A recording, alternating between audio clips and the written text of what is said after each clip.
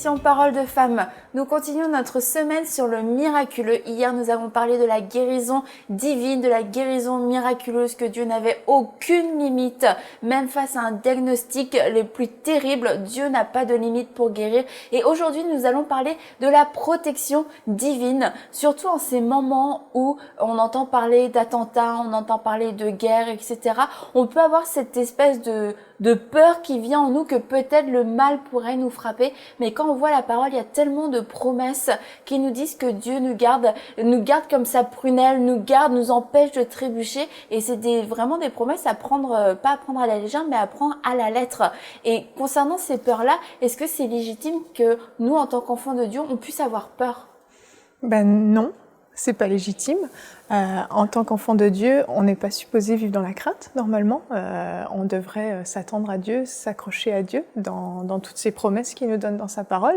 Donc, en fait, il y a des gens qui vivent constamment dans la crainte, qui sont sans arrêt anxieux, qui sont sans arrêt terrorisés par toutes sortes de choses. Cette semaine, j'écoutais justement sur Enseignement le témoignage de Chantal Paulus. Je ne sais pas si l'un d'entre vous l'a écouté. Oui. Elle vivait perpétuellement dans la crainte avant de rencontrer le Seigneur. Et à un moment, elle raconte qu'elle était au supermarché avec ses filles et qu'elle les avait toutes les deux là dans le chariot, et tout à coup elle s'est dit, si il m'arrive de tomber morte là, qui va s'occuper de mes enfants? Des gens vont prendre mes enfants, ils sauront pas qui est leur père, qui sont, donc ils vont être placés, on les retrouvera plus jamais, le scénario catastrophe. Elle a sorti ses enfants du chariot et elle est partie, elle est rentrée chez elle, elle a tout laissé ses courses qu'elle avait dans son chariot. C'est pour dire à quel point elle vivait dans la peur, et elle a été complètement délivrée de ça, et d'ailleurs c'est un témoignage merveilleux que je recommande à écouter pour ceux qui nous regardent. C'est disponible dans Ma vie a changé, Chantal Paulus, libérée de la peur obsessionnelle. Oui, c'est ça, exactement. Et c'est vraiment un témoignage extraordinaire, et on voit que des gens comme elle, en fait, il en existe énormément sur cette terre. Et moi, j'écoutais ça et vraiment, j'avais la chair de poule de me dire, mais comment on peut vivre dans une telle crainte, dans une telle peur? Et c'est pas normal, en tant qu'enfant de Dieu, qu'on soit sans arrêt à craindre un accident, à craindre, je sais pas, si je sors de chez moi et que je me fais renverser par une voiture, s'il y a un tremblement de terre. C'est ça, parce que sans que ce soit obsessionnel, comme elle en témoigne, elle, c'est vraiment tout était matière à peur. C'est qu'on peut avoir cette crainte pour, tu disais, un accident, où je prends pas l'avion parce que j'ai peur que l'avion s'écrase. C'est pas obligé d'être aussi intense. Non, mais ça peut être dans plein de choses de la vie quotidienne où on redoute quelque chose. Exactement. Et c'est vrai que même en tant que parent, on a parfois des craintes aussi raisonnées par rapport à nos enfants, et on veut rien les laisser faire. On les emmène pas au parc, on veut pas les laisser aller jouer avec des amis, et puis on est dans la crainte. Mais ça me rappelle l'histoire d'une petite fille qu'on avait rencontrée et que ses premiers mots c'était à peur. À peur, oui, parce que son papa il disait toujours fais pas ça, j'ai peur. Et effectivement, son premier mot c'était à peur. Et ça témoigne justement de quelque chose qui est pas normal en fait.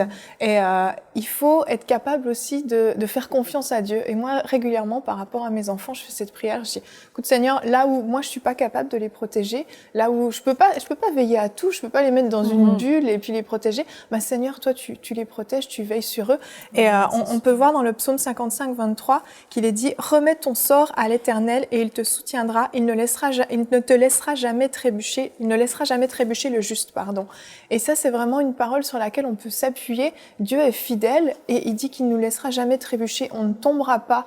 Il peut nous arriver des défaites dans la vie, il peut nous arriver des moments difficiles, il peut nous arriver des choses, mais Dieu veille sur nous. Et même s'il nous arrivait un accident, par exemple, il y a des témoignages extraordinaires de personnes, la voiture, elle était en miettes, démolie, mais le chrétien, dans la voiture, il a rien eu, il est sorti complètement indemne de l'accident.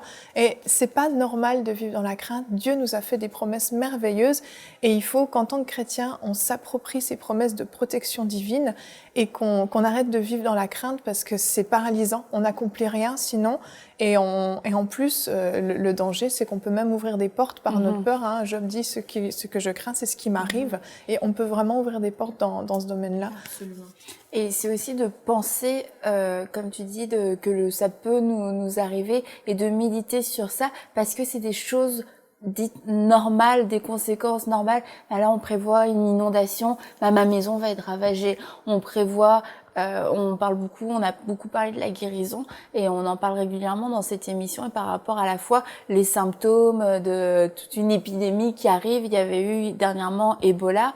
Bon, les gens commençaient, on sentait une espèce de panique et puis je pense pas que tous les chrétiens ont dit non, moi Ebola ne rentrera pas chez moi, je ne serai pas atteint. Je pense qu'il y a des gens qui ont commencé à avoir peur et puis peut-être à essayer de se protéger de manière humaine et puis tu sais, t'as peur de la circulation, t'as peur pour tes enfants, etc.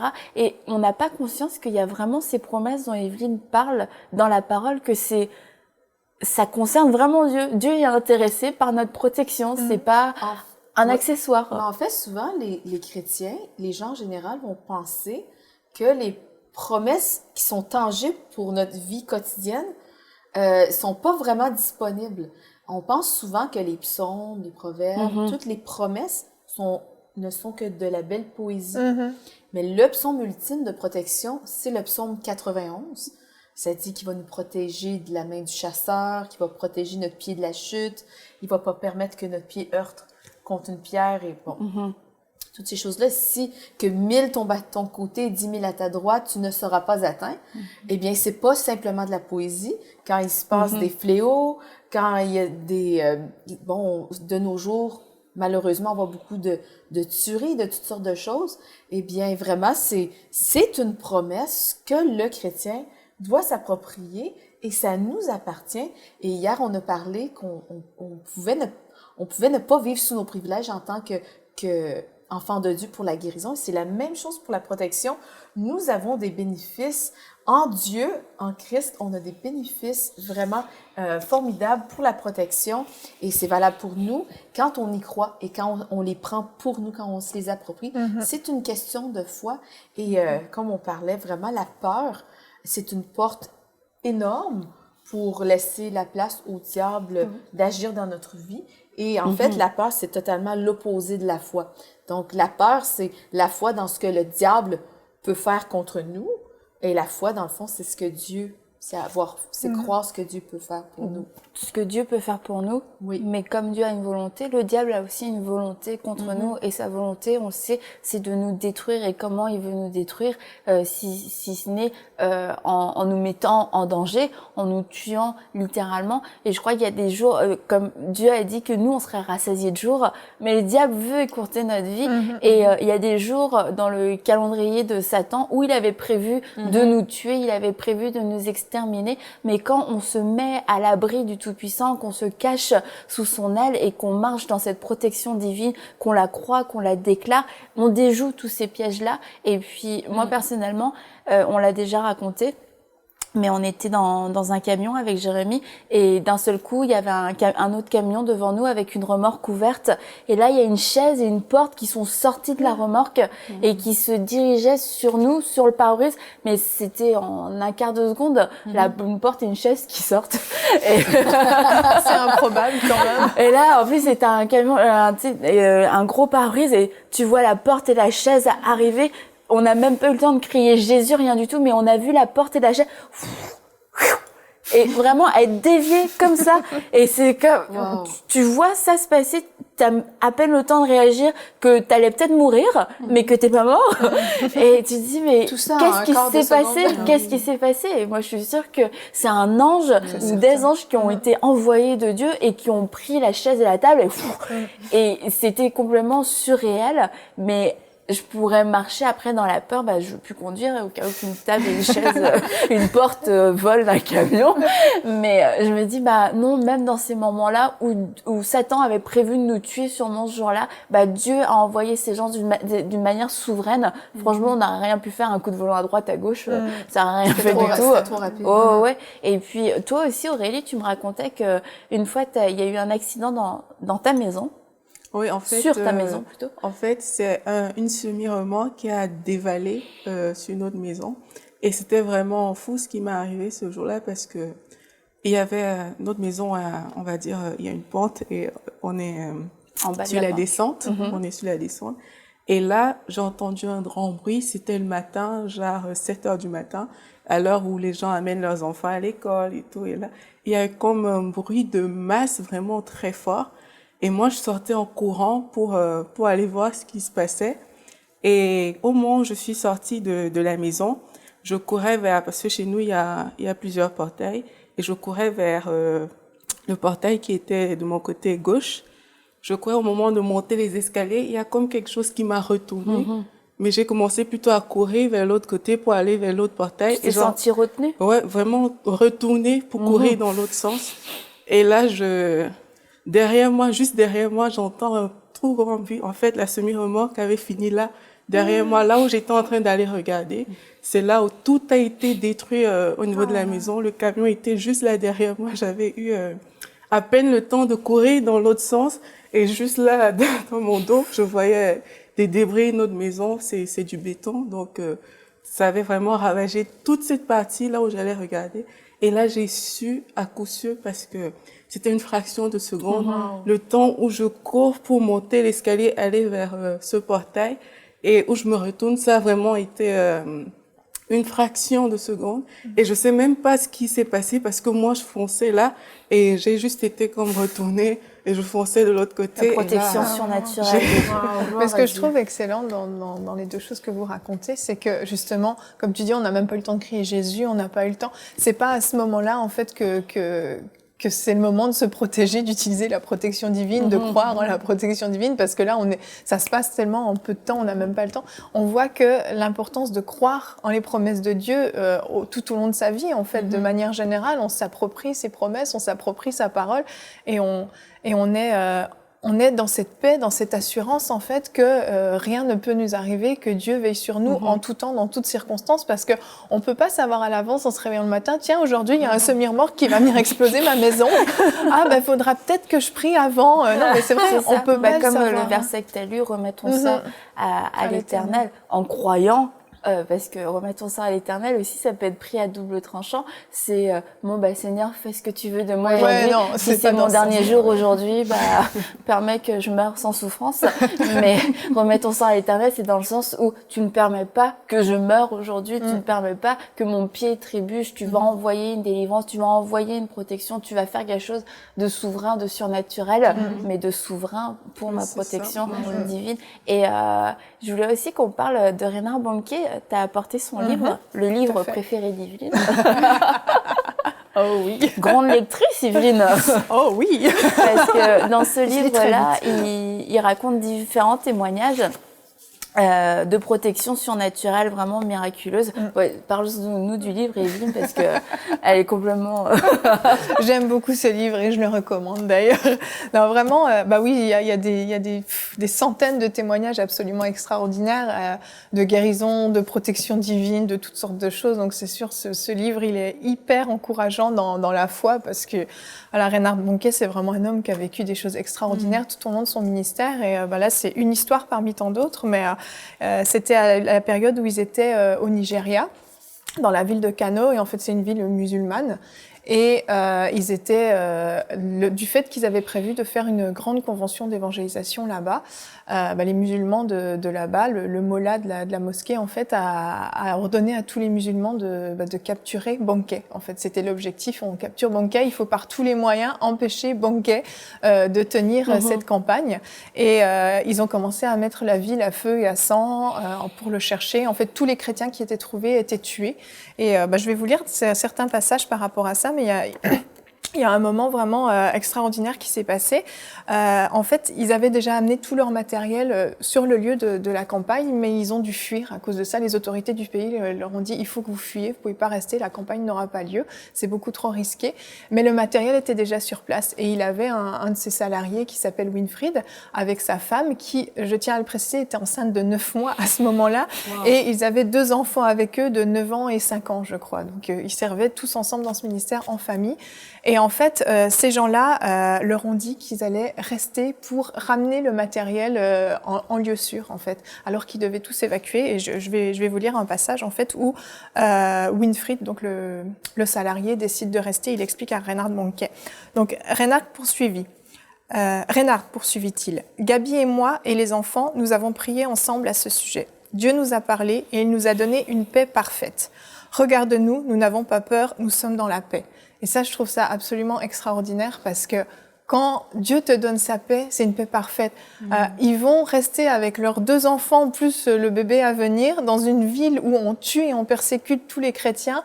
Et des blancs, il n'y en avait pas beaucoup. Eux, ils sont blancs, donc c'est sûr, ils allaient être repérés très facilement. Mais ils ont prié, Dieu leur a donné une paix parfaite. Ils savent que quoi qu'il arrive, ils seront protégés. Et Reinhard Bonnke, bien sûr, voulait pas les laisser parce que il disait le matériel se remplace, mais vous, on ne vous remplace pas. Et suite à ça, il a prié et il a dit « Seigneur, on dit que le sang des martyrs est la semence de l'Église. En cet instant, je ne veux pas le croire. Dans ma Bible, je lis que ta parole est la semence. Jésus est la parole faite chair. Il est le grain tombé à terre et qui est mort. Et tu l'as ressuscité, tu lui as donné la victoire sur la mort. Que les fruits de ta résurrection se manifestent ici, à Cano, Seigneur. Que ton évangile remporte la victoire et protège Winfried et Gabi, afin que tous ceux qui sont venus te servir, ainsi que tous ceux qui sont venus te servir pour cette campagne. » J'aime vraiment cette prière qu'il a faite parce que il commence par dire que le sang des martyrs est la semence de l'Église. Donc, il pourrait se dire, Seigneur, si c'est reprends-les en martyrs, ce sera pour ta gloire quand même, si c'est ta volonté. Mais il dit non, en cet instant, je refuse de croire ça. Et c'est là toute la puissance aussi, c'est que on refuse de croire en la fatalité, on refuse de croire que la mort, c'est sûr, hein, Paul disait, la mort m'est un gain, mais on n'est pas obligé de tomber sous les traits du diable, on n'est pas obligé de céder à ça. Dieu a un plan parfait et alors, en l'occurrence, il leur avait donné sa paix. Quand Dieu nous donne sa paix, c'est qu'il a un plan, c'est qu'il a une sécurité. Et je vais continuer. Les chrétiens étaient pourchassés et tués dans les rues de Cano. Winfried allait passer dans ces rues avec un grand camion rouge avec Jésus écrit en lettres blanches sur les côtés. C'était comme marcher sur le champ de bataille enveloppé du drapeau de l'ennemi. Non mais c'était pas juste il faut qu'on passe incognito, un camion rouge avec écrit Jésus dessus. C'est absolument extraordinaire et en fait quand on continue l'histoire, on apprend que donc Reinhard Bonnke et toute son équipe avaient été évacués et eux sont restés et ils ont dû traverser toute la ville. Personne ne les a vus et Reinhard Bonnke dit que comme si le convoi était devenu invisible ou que les gens avaient été aveuglés, ils ont pu rentrer en lieu sûr sans aucune difficulté. Tout le monde a été sauvé, il n'y a eu aucun problème. C'est une histoire absolument extraordinaire et un peu plus tôt dans l'histoire, on voit que Reinhard Bonnke lui-même avait été comme rendu invisible aussi parce que sans savoir que la ville était dans cet état et qu'on le recherchait, il était passé avec son véhicule dans une foule de milliers de musulmans qui en fait cherchaient à le faire tuer. Il y avait des affiches partout dans la ville. Donc son visage était connu de tout le monde et il ne le savait pas. Donc il a traversé cette foule en voiture et il dit que tout le monde regardait en colère dans la voiture pour voir qui était là. Donc les gens l'ont vu, mais il dit c'est comme si ça avait été aveuglé. Il est passé, il a traversé toute la foule et il a pu rentrer dans la maison. Et c'est arrivé à la maison qu'il a appris qu'en fait on cherchait à le faire mourir. Donc lui il n'était pas conscient. Il s'est dit tiens il y a un rassemblement, qu'est-ce qui se passe? Ils ont l'air en colère. Non, c'est absolument fou. C'est incroyable. Et on voit que Dieu est sans limite quand il veut. Vas-y, montre ton livre peut-être à ceux qui voudraient Une vie en feu. Il a l'air gros, il rassure les gens. Il se lit absolument très très vite. Je suis pas une bonne lectrice, je vous assure, mais il se lit très très vite. Il se dévore en fait. C'est super moi, j'ai dévoré toutes les pages de ce livre. Il est extraordinaire. Moi, je le recommande à tout le monde, vraiment. Il est extraordinaire.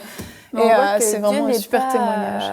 Avare dans les manières de faire, il peut opérer. On parle de miraculeux cette semaine, c'est vraiment tout ce qui est impossible à l'homme, rendre invisible. On va pas dans les films on voit ça nulle part, tu vois.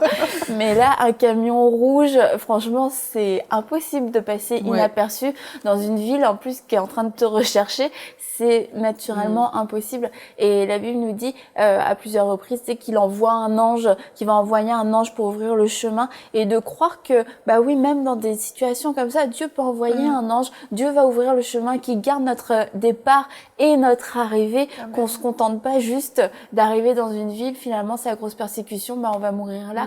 C'est, comme tu as dit, sa prière, c'était vraiment, il y a de pas tomber sous cette fatalité. Et puis, il y a aussi la manière dont Dieu intervient. On parle des anges, mais il y a des rêves. Et on voit Joseph dans la Bible, Joseph, le mari de Marie, qui a été averti par des rêves. Oui, c'est ça. En fait, quand il a su qu'Hérode voulait faire mourir Jésus, ils ont quitté. En fait, ils ont été avertis par 2 fois, en fait, dans cette histoire-là. Et Dieu, c'est un Dieu surnaturel. Et Dieu est le même hier, aujourd'hui et pour toujours. Donc, si Dieu parlait comme ça à cette époque-là, mais Dieu peut le faire encore aujourd'hui. Et moi, ça m'arrive souvent d'avoir des rêves. Les gens peuvent être avertis en son, on appelle ça un songe. C'est quand Dieu parle vraiment d'une manière spécifique pour donner un message en rêve. Et puis, enfin, on connaît la fin de l'histoire que Marie et Joseph ont échappé à la main du méchant roi. Et bon, Marie a pu accoucher en sécurité. Ensuite, une seconde fois aussi, par la suite, jusqu'à temps que Jésus soit un petit garçon. Et mais en fait, c'est ça, c'est que Dieu, c'est un Dieu surnaturel et on peut vivre le surnaturel. Il faut juste pas se contenter de vivre dans le naturel avec qu'est-ce qu'on voit. Et tantôt, ça peut être par on peut recevoir aussi des avertissements par des témoignages intérieurs. Des fois, ça peut être des rêves. Tantôt, ça peut être une vision. Et faut pas limiter Dieu. Faut pas limiter le Saint-Esprit. Je crois qu'il faut vraiment avoir une ouverture d'esprit, croire que mais Dieu est comme ça. Si, en fait, dans l'Ancien, dans le Nouveau Testament, il y a des histoires de protection, de délivrance extraordinaires où la main des méchants a été arrêtée, leurs yeux ont été aveuglés pour protéger le peuple d'Israël, toutes sortes d'histoires extraordinaires comme celle-là. Et puis, Dieu peut le faire, Dieu le fait pour nous. Je me souviens d'une histoire où c'est mon mari qui s'en allait au travail et le Saint-Esprit, tout de suite, comme ça, lui a dit, prends pas ton chemin habituel, prends telle route à la place. Et dans l'espace de quelques instants, il a pu voir de la route où il était, que s'il avait pris sa route habituelle, il y avait à l'instant même, il venait d'y avoir un carambolage. Et bien, il aurait été pris dans ce carambolage-là, il aurait été victime d'un accident.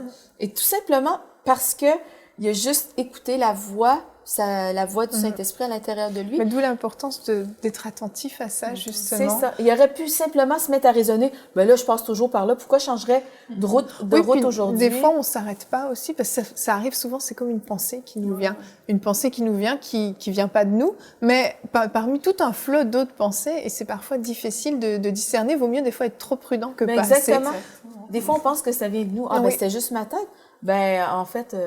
Mais ça me rappelle un témoignage que j'ai lu aussi dans un livre, un jeune homme qui s'était fait attaquer dans sa voiture, vraiment brutalisé, tout ça. Et en fait, les gens disaient, ah, mais c'est bizarre, pourquoi ça t'est arrivé, etc., comment Dieu a permis ça? Et il disait, ben, en fait, j'avais reçu dans mon cœur de pas passer par cette route-là, mais ça allait mieux. Bref, j'économisais du temps, je sais plus trop c'était quoi ses excuses. Donc lui, il savait, et je trouve ça bon de rendre ce témoignage-là aussi, que Dieu l'avait averti de pas prendre ce chemin-là parce qu'il y avait un danger sur ce chemin-là, et qu'à la fois on a juste la fin du témoignage, bah il a eu un accident, il est mort, il s'est fait renverser, il s'est fait, bref.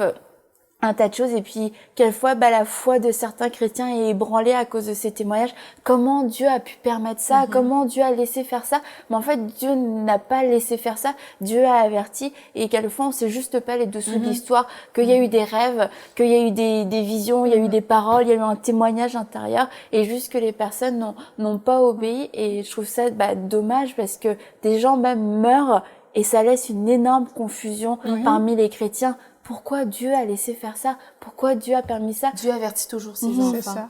Et puis, dans l'histoire que je viens de raconter, c'est simple. Bon, on connaît la fin de l'histoire parce que Joël a pu voir l'accident. Mais des fois, le Saint-Esprit, tu sais, juste cette petite voix, la voix de l'Esprit m'a parlé, m'a dit de prendre une autre route ou faire un détour ou juste prendre plus de temps pour ça. Des fois, on peut être retardé pour quelque chose. Mais on connaît pas la fin de l'histoire. Mais pour le 11, c'est ça. Donc, on rend gloire à Dieu pour la protection. Mais on sait aussi le 11 septembre, il y a des innombrables histoires de témoignages de gens qui ont été protégés cette journée-là, des cadrans qui ont pas sonné, des autos qui démarraient pas. Je me souviens aussi, un homme, il a été obligé d'aller reconduire sa fille à l'école, il est arrivé en retard au travail, et il a vu, il y a quelqu'un qui était dans le métro, il a eu une envie tellement intense d'un café, il est sorti avant l'arrivée tellement c'était intense. Et ben en fait, ça l'empêchait d'être au moment même des Et attaques. Anne, la semaine dernière, quand on discutait juste, elle nous racontait qu'une fois elle était en voiture et qu'elle venait de prendre de l'essence et que l'idée qu'elle avait pas repris sa carte lui revenait constamment et que du coup, dans le doute qu'elle avait oublié sa carte, elle s'est arrêtée sur le bord de la route pour vérifier dans son sac si elle avait sa carte. Et oui, elle avait sa carte. Et en repartant, elle a vu que les voitures qui la suivaient ont eu un énorme accident, vraiment un énorme accident. Et elle, c'était la première en ligne. Donc, elle allait vers l'accident. Et cette pensée-là, ok, il faut que je m'arrête pour vérifier quelque chose, ça venait pas Ça l'a d'elle. sauvée. Vraiment, C'est c'est fou, hein. l'Esprit de Dieu qui est là en nous, qui nous parle et qui nous dit pas forcément, tu vas avoir un accident, arrête-toi sur le bord de la route. Oui. Mais si je peux ajouter quelque chose aussi, être attentive à l'esprit, c'est une facette de la protection de Dieu. Mais je crois que c'est important d'être vraiment enraciné dans la parole. Comme le psaume 91, pas simplement dire, c'est un beau poème, mais c'est vraiment une promesse pour nous. Et très rapidement, on sait qu'il y a souvent beaucoup de catastrophes à propos de la température. Oui. Il y avait des inondations, pas une inondation. Une tornade. C'était une tornade aux États-Unis. Oui. Et des enfants étaient seuls à la maison. Et quand ils ont vu la tornade arriver, leurs parents leur avaient enseigné le psaume 91, c'est le psaume de protection. Ils sont entrés dans la maison, ont pris la Bible, ils ont lu, ils ont récité, connaissaient le psaume 91. Et à la fin, quand la tempête était terminée, ils ont sorti. Toutes les maisons autour d'eux étaient ravagées.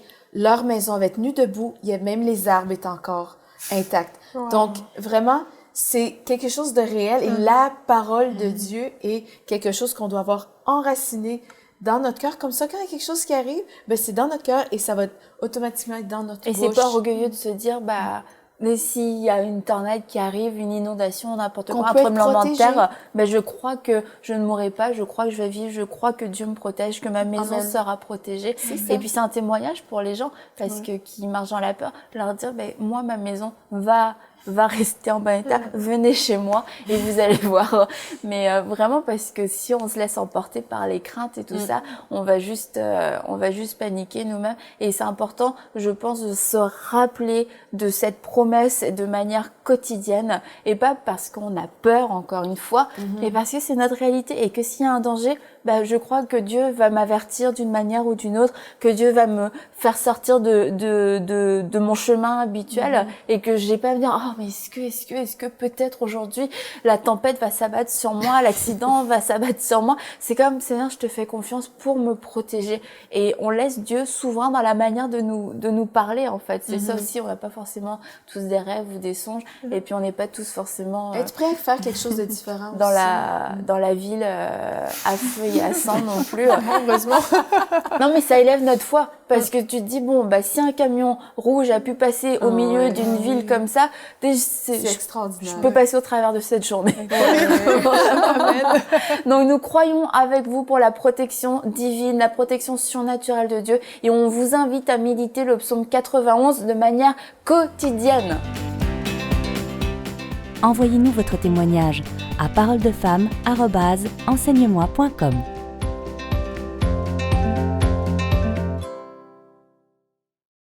Cette émission est rendue possible grâce au précieux soutien des partenaires d'Enseigne-moi Canal International.